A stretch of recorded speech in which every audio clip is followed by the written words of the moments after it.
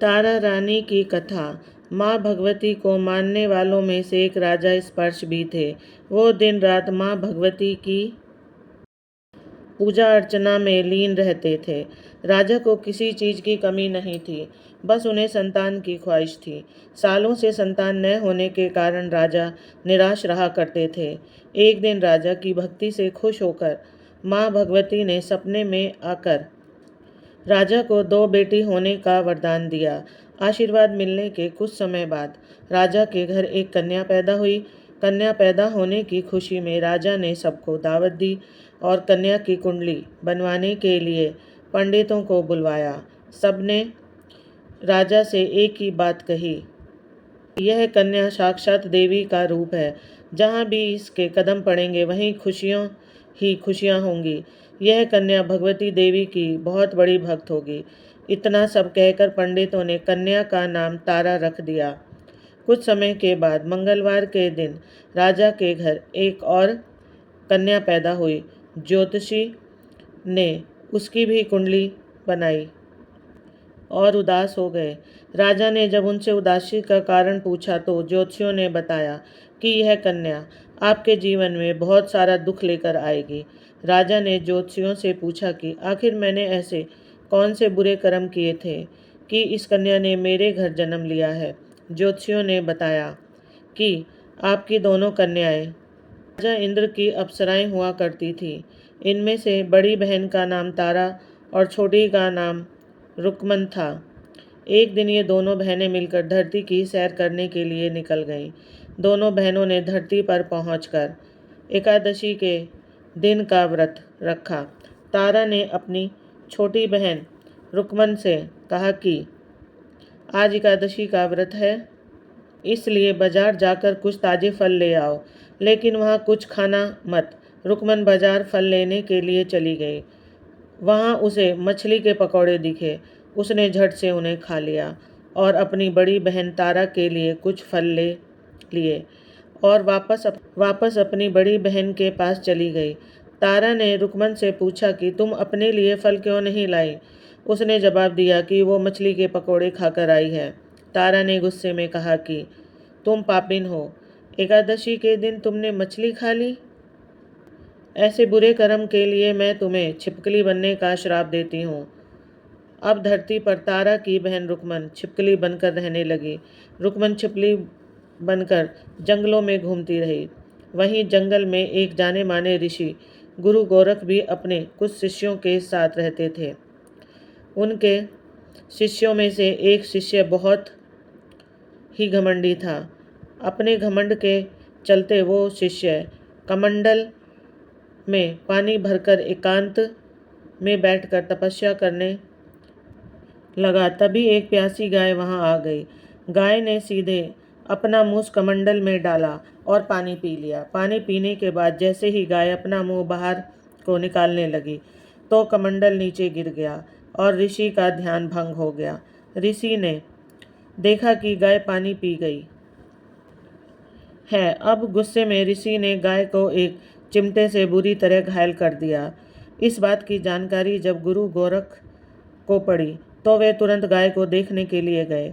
जैसे ही उन्होंने गाय की हालत देखी, वैसे ही गुरु ने अपने उस घमंडी शिष्य को आश्रम से बाहर निकाल दिया। कुछ दिनों के बाद गुरु गोरख ने गौ माता पर किए गए उस अत्याचार से होने वाले पाप को कम करने के लिए उन्होंने एक यज्ञ करवाया। इस यज्ञ के बारे में गाय को चिमटे से मारने वाले उस घमंडी शिष्य को भी पता चला। वो सीधे पक्षी का रूप धारण करके यज्ञ स्थल पर गया और यज्ञ के लिए बन रहे प्रसाद में अपनी चोंच से मरा हुआ सांप डाल दिया। तो इस बात की खबर नहीं हुई। ये सब होते हुए तारा से श्राप मिलने वाली छिपकली रुकमन देख रही थी। उसके मन में हुआ कि इसे खाकर सारे लोग मर जाएंगे। सबकी जान बचाने के लिए छिपकली बनी रुकमन सभी लोगों के सामने प्रसाद में गिर गई। लोगों ने छिपकली को खूब कोसा और बर्तन को खाली करने के लिए उसी वक्त प्रसाद ग्रहण करने वालों को प्रसाद में मरा हुआ सांप भी दिखा। तब कहीं जाकर सबको समझ आया कि छिपकली सबकी जान बचाने के लिए जानबूझकर प्रसाद में गिरी थी।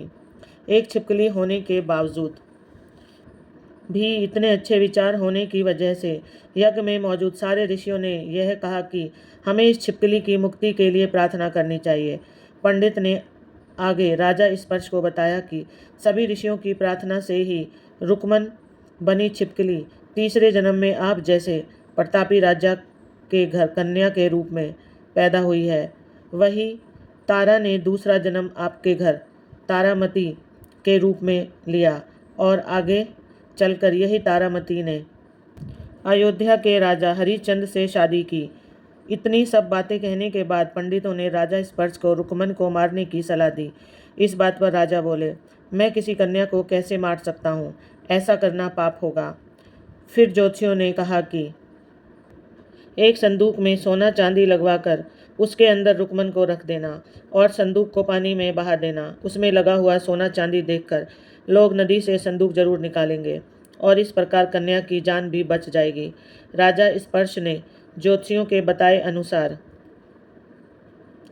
ठीक वैसा ही किया। नदी में सोना चांदी जड़ा हुआ संदूक देखकर काशी के पास ही नाले नदी साफ करने वाले एक आदमी ने उसे बाहर निकाल लिया। उस आदमी के कोई संतान नहीं थी, इसलिए उसने संदूक के अंदर की कन्या को पालने का फैसला लिया। वह आदमी और उसकी पत्नी ने उस कन्या को खूब प्यार से पाला और उस कन्या का नाम रुक्को रख दिया। बड़ी होते ही दोनों ने रुक्को की शादी करवा दी। रुक्को की सासू माँ तारामती और राजा हरिश्चंद्र के महल में साफ सफाई करने का काम किया करती थी। कुछ दिनों के बाद रुक्को की सासू माँ बीमार हो गई। अपनी सासू माँ की जगह रुक्को महल में काम करने जाने लगी। तारामती ने उसे देखा और पुराने जन्म के पुण्य के कारण उसे पहचान लिया और रुक्को से कहा कि तुम मेरे साथ बैठ जाओ। रुक्को ने बोला कि मैं तो एक भंगिन हूँ, इसलिए आपके पास नहीं बैठ सकती। तब तारामती ने उसे बताया कि तुम पूर्व जन्म में मेरी ही बहन थी। तुमने एकादशी के व्रत के दिन मछली खा ली थी और मैंने तुम्हें दंड देते हुए छिपकली बना दिया। अब तुम्हें दोबारा मनुष्य जन्म मिला है, तो इस जन्म में माँ वैष्णो की पूजा करके पुण्य कमा लो। माँ की पूजा से तुम्हारी सारी इच्छाएं भी पूरी होंगी। तारामती की इस बात को सुनने के बाद रुक्को माँ वैष्णो से एक पुत्र के लिए प्रार्थना करने लगी और कहने लगी कि अगर उसकी मनोकामना पूरी हुई तो वो अपने घर में माँ वैष्णो देवी का पूजन और जागरण कराएगी। माँ वैष्णो देवी ने उसकी प्रार्थना सुन ली और रुक्को को जल्द ही एक पुत्र पैदा हुआ। पुत्र की प्राप्ति के बाद रुक्को उसकी देखभाल और लाड़ दुलार में माँ वैष्णो देवी का पूजन और जागरण कराना भूल गई। ऐसा होते होते 5 साल बीत गए और फिर एक दिन रुक्को के पुत्र को चेचक यानी माता निकल आई। पुत्र की ऐसी स्थिति देखकर परेशान रुक्को अपने पिछले जन्म की बहन तारामती के घर गई और वहां जाकर उसने इस समस्या के बारे में तारामती को बताया। तब तारामती ने पूछा कि तुमने माँ वैष्णो देवी की पूजा अर्चना में कोई गलती तो नहीं की। तब रुक्को को याद आया कि उसने माँ वैष्णो देवी का जागरण कराने का प्रण लिया था। यह बात याद आते ही रुक्को को काफ़ी पछतावा हुआ और मन में माँ वैष्णो देवी से कहने लगी कि पुत्र के ठीक होते ही वो अपने घर में जागरण जरूर कराएगी। कुछ ही दिनों में उसका पुत्र पूरी तरह ठीक हो गया। तभी रुक्को ने माता रानी के मंदिर जाकर पुजारियों से कहा कि मंगलवार के दिन उसके घर में जागरण करवा दीजिए। रुक्को की बात सुनकर पंडित कहते हैं कि तुम यही दक्षिणा दे दो, तुम्हारे लिए हम मंदिर में ही जागरण करा देते हैं। रुक्को पंडित से कहने लगी, मुझे पता है कि मैं भंगिन हूँ, लेकिन आप मेरे घर आकर ही जागरण करवा दीजिए। रानी तारामती किसी तरह का भेदभाव नहीं करती थी, तो आपको भी नहीं करना चाहिए। इस तरह पंडितों ने विचार विमर्श करके कहा कि अगर रानी तारामती आपके घर जागरण में आती है तो हम भी तुम्हारे घर आकर जागरण करने के लिए तैयार हैं। पंडितों की बातें सुनकर रुक्को अपनी बहन रानी तारामती के पास जाती है और तारामती को सारी बात बताती है। रुक्को की बातें सुनकर तारामती जागरण में जाने के लिए तैयार हो जाती है। इस बात को बताने के लिए रुक्को जब पंडित जी के पास जाती है तब उनके बीच में बातों को सेन नामक नाई सुन लेता है और वह राजा हरिश्चंद्र को जाकर सारी बातें बता देता है। राजा के मन में होता है कि रानी को नीची जाति वालों के घर जागरण में नहीं जाना चाहिए। इसी वजह से राजा हरिश्चंद्र अपनी उंगली काट लेते हैं जिससे उन्हें नींद न आए और रानी जागरण में न जा सके। जब जागरण का समय होता है तब भी राजा को जागते हुए देखकर रानी मन ही मन माँ वैष्णो देवी से प्रार्थना करती है कि महाराज को नींद आ जाए ताकि मैं जागरण में जा सकूं। रानी की प्रार्थना के कुछ ही देर बाद राजा को नींद आ जाती है। फिर रानी तारामती रोशनदान में रस्सी बांधकर महल से नीचे आकर रुक्कों के घर चली जाती है। इसी जल्दबाजी में रास्ते में ही का रेशमी रुमाल और एक पांव की पायल गिर जाती है। कुछ वक्त बाद राजा हरिश्चंद्र की नींद टूट जाती है। तब नींद खुलने पर रानी को अपने पास न देखकर राजा उसकी तलाश में निकल जाते हैं। रानी को ढूंढते ढूंढते उन्हें रानी का रुमाल और पायल मिलती है। रानी की चीज़ों को अपने साथ लेकर राजा जागरण स्थल पहुंच जाते हैं और एक जगह चुपचाप बैठकर जागरण सुनने लगते हैं। माँ वैष्णो देवी के जयकारे के साथ जैसे ही जागरण खत्म होता है और सभी को प्रसाद दिया जाता है, तब रानी तारामती अपने हिस्से के प्रसाद को झोली में डाल लेती है। रानी के ऐसा करने पर लोग उनसे पूछते हैं कि प्रसाद क्यों नहीं खा रही हैं? अगर आप प्रसाद का सेवन नहीं करती हैं तो जागरण में आए लोग भी प्रसाद नहीं खाएंगे। तब रानी बोलती है कि वह प्रसाद राजा के लिए था, अब आप मुझे प्रसाद दीजिए। फिर अपने लिए प्रसाद लेकर रानी सबके सामने प्रसाद को खा लेती है। रानी के प्रसाद खाते ही जागरण में मौजूद सभी भक्तों ने भी प्रसाद खा लिया। उसके बाद रानी महल में निकल जाती है। तभी रास्ते में ही राजा उन्हें रोक कर पूछते हैं कि तुमने नीच जाति के घर प्रसाद खाकर खुद को अपवित्र कर लिया है। तुमने मेरे लिए भी प्रसाद रखा है, अब तुम उससे मुझे भी अपवित्र करना चाहती हो। अब मैं तुम्हें अपने महल नहीं लेकर जा सकता। यह बोलते हुए जब राजा रानी की झोली है तब उन्हें प्रसाद की जगह गुलाब चंपा जैसे अनेक फूल और कच्चा चावल व सुपारियां नजर आती हैं। इस चमत्कार को देखकर राजा हैरान हो जाते हैं। फिर राजा चुपचाप रानी को अपने साथ लेकर महल पहुंचते हैं। वहां रानी तारामती बिना माचिस के ही माता रानी के सामने दीप जलाकर राजा हरिश्चंद्र को और हैरान कर देती है।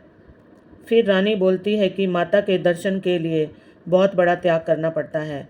इसके लिए आपको अपने बेटे रोहताश की बलि देनी होगी, तभी माँ दुर्गा आपको साक्षात दर्शन देंगी।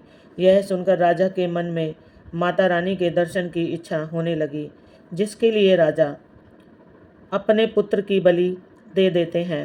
बलि देने के बाद माँ दुर्गा शेर पर सवार होकर प्रकट हो जाती है। उन्हें देखकर राजा हरिश्चंद्र काफ़ी खुश होते हैं और तभी माँ दुर्गा तुरंत राजा के बेटे को दोबारा जिंदा कर देती हैं।